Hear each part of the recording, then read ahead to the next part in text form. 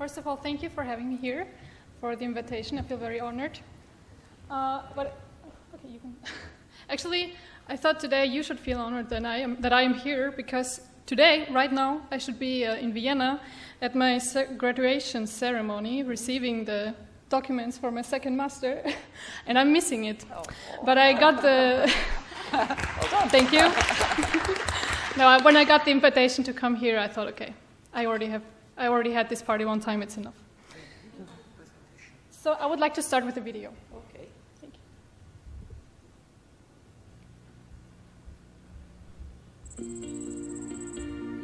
you. European Creative Industries Alliance. Create, innovate, grow. Creative Industries is an umbrella for a variety of sectors like gaming, architecture, music, graphic design, art, advertising, theatre, media and entertainment, product design, fashion. Moreover, the creative industries drive innovation in other sectors. Smart highway, design meets construction, city branding, art meets tourism, 3D printed canal house, architecture meets technology, calming projections, digital design meets healthcare. As you can see, the creative industries in Europe burst with ideas. Ideas is innovation. Innovation is growth. Growth is competitive advantage. And all of this is empowered by European collaboration and advocated by the European Creative Industries Alliance.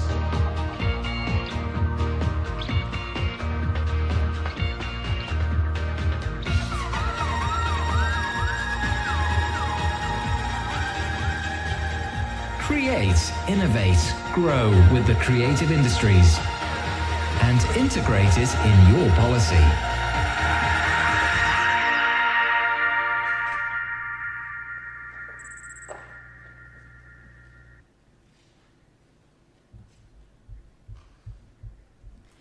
So that gave you a little insight to the creative industries, what kind of creative industries they are.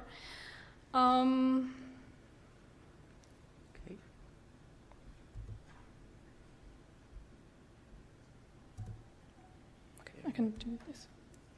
Oh, it's okay. Yep. Thank you. Okay, so to tell you where I come from Austria, from the company Austria Wirtschaftsservice. It's the national state-owned promotional bank, which is owned by 50% by the Ministry of Economy and the Ministry of Innovation. Within my company, we work as some kind of one-stop shop for businesses. We give out credits, loans, and fundings for Austrian businesses. And then we have different departments, and I come from the Department of Creative Industries and Innovation. And within our department, on the right side, you can see that we already had a lot of fundings for projects which are rather mature and which have a high level of excellence.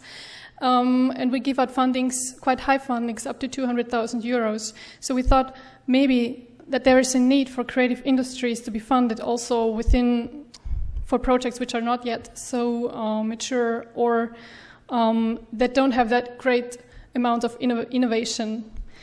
So we thought before that something like vouchers could be good. And at the same time, there came the call from DG Enterprise to construct the European Creative Industries Alliance, and we applied to be a project partner.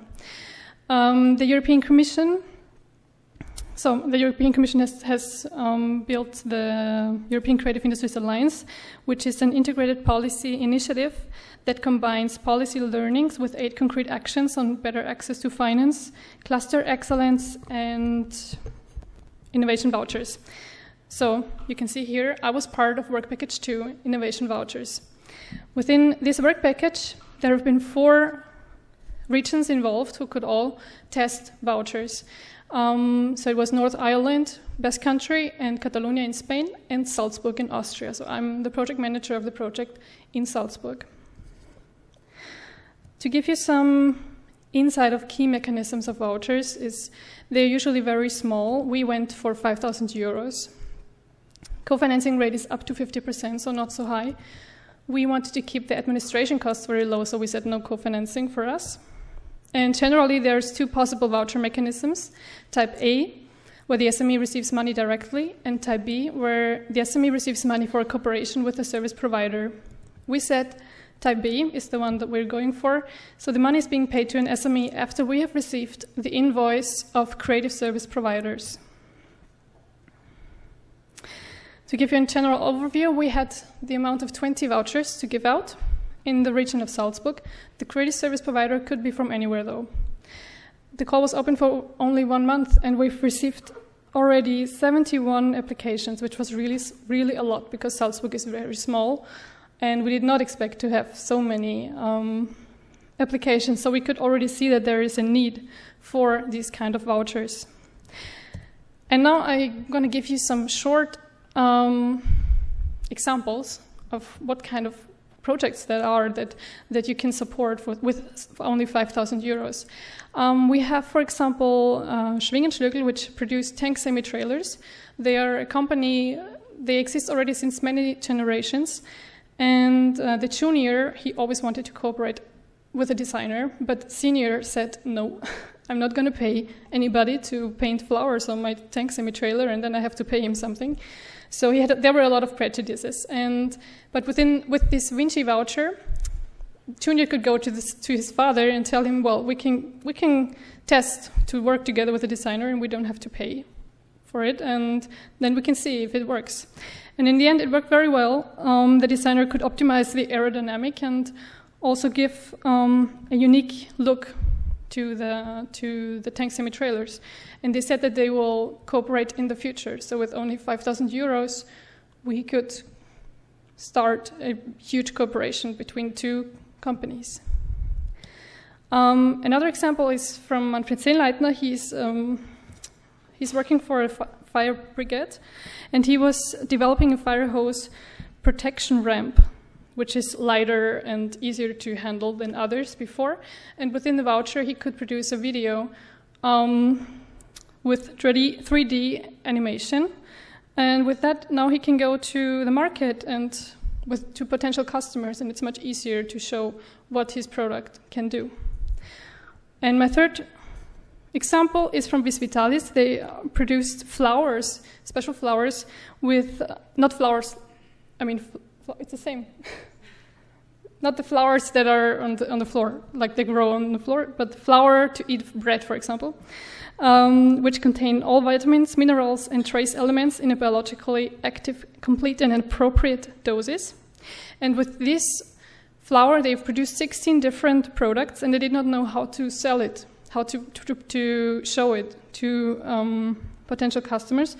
So they've been working together with a product designer who has then made a unique look out of different products, but from the same flour.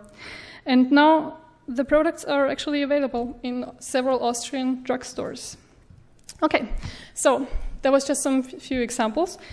After Vinci, the Austrian ministry has seen that there's a great interest, and they said, okay, we will provide you 300 of these vouchers one time for a whole region of Austria. And then we were a bit surprised because the call opened and it was crazy. We've been confronted with so much interest. It was a total run for the vouchers, and it was by far the most demanded funded instrument that we have ever had. So to give you some numbers, instead of 20 with 300, and not only Salzburg, but a whole region of Austria. The call was supposed to be open with an open hand, but we had to close it after 3 weeks because we already had 932 applications. So we said, okay, it makes no sense to wait any longer. Then we had some discussions with the ministry, and they saw the need for these vouchers, so they said, okay, we give you another 300. So we had 600 vouchers in the year 2013 to give them. After that, we tried to optimize the process. They said, okay, 2014, again, you will get 300 vouchers. And this time we said we do not want to have this first come, first serve principle. We said we will open the call for 1 month, And then with all applications that we receive, we go to a notary. He will do a randomized order. And then the first 300 that meet the basic criteria will receive the voucher. So as you can see, it was open in October, and we've received more than 2,000 applications. So until 2 weeks ago. Right now in my office, everybody's like running crazy because it's so many applications. And again, we're talking to the ministry, and they are thinking about giving again 300 vouchers again. So we don't know it yet. They will tell us next week, I think. So some feedback. We have asked them to send us some feedback, and the SMEs said that, well, 50% of them were beneficiaries that have not yet received any funding before from our company, from Außenwirtschaftsservice, which is good because now we have new customers to also, and we can also let them know about other projects that we have. And really important is that 75% see a rise of quality in their project due to the cooperation with a creative service provider, and this is what we wanted. Also, 75% said that they will continue to cooperate with them even without a voucher. And about half of the projects would not have been able to implement their project, or in a smaller range, or with temporary delay. And 100% said that they would again apply for the National Creative Voucher, which is very good for us, because it shows that it has very low administration. They only have to fill in a short form, which is maybe 5 pages, so it's not a big time that they spend. And what was also good, that several of the SMEs also expressed that new ideas arise just because they were working together with the creative service provider. So another benefit. We expect a rise in cooperations between SMEs and creative service providers also after the voucher, because the SMEs will have seen the benefit from working together with the creatives. But however, we don't know the long-term effects yet, because it's only the second year that we have this voucher. Yesterday, Giuseppe Tripoli from the Italian ministry has said that we need more cost-effective financial supports for SMEs, and I think that this is really a good example for that. And 2 weeks ago, I've been in Rome at an event, and they told me that the region of Lazio is actually adopting our system, so they will have these kind of vouchers in 2015 in the region of Rome. So if anybody else of you wants to have this kind of system in your region, you can of course contact me, and I will give you our information. In case you're interested into the rest of the work packages of the European Creative Industries Alliance, it will all be presented in 2 weeks, and I will also be there. And you're all invited. Thank you.